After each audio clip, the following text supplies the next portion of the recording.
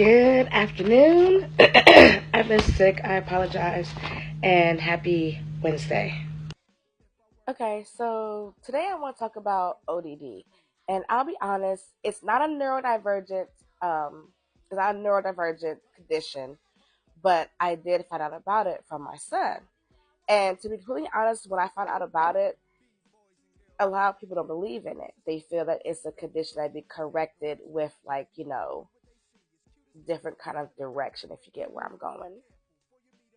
Okay, so what is ODD? ODD is oppositional defiant disorder, meaning your child just has to be defiant. They just can't help themselves. And at the end of the video, I'll post a list of things to look out for and ways to help correct it.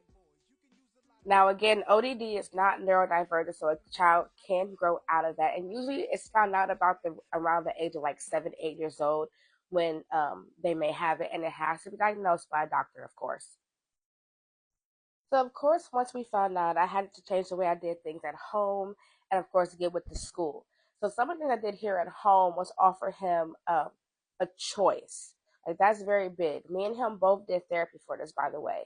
That's another way to help the child be in therapy and the parents in therapy, too, to help find ways to, help your child with it.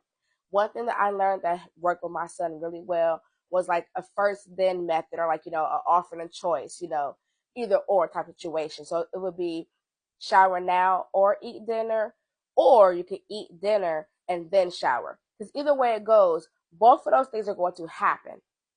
And that's the whole thing about it. Both are going to happen. He just needs to feel like he's choosing when it happens. Now, when it came to school, he didn't qualify for an IEP because he was good. But he did get a 504, which still allowed him the freedom to maneuver and do certain things. In addition to that, the school implemented a reward system for him. That's the other thing. Kids who have ODD are very reward driven. So they implemented a reward system, and it would be, it was color coded, and they had a little clip, and either, red is bad, green is good type of situation. Now, that reward system, you can still do that at home. So keep that in mind as well. And the last thing that I did to help my son was implemented a strict schedule. And I say strict because I mean, like, even me as an adult, I had to make sure I stuck to that. I wasn't doing anything outside of these times. Like, my son had this, and he had to be in bed by 9 p.m. That alleviated all the extra stuff, and all the, it didn't give him a chance to really be defiant because he knew.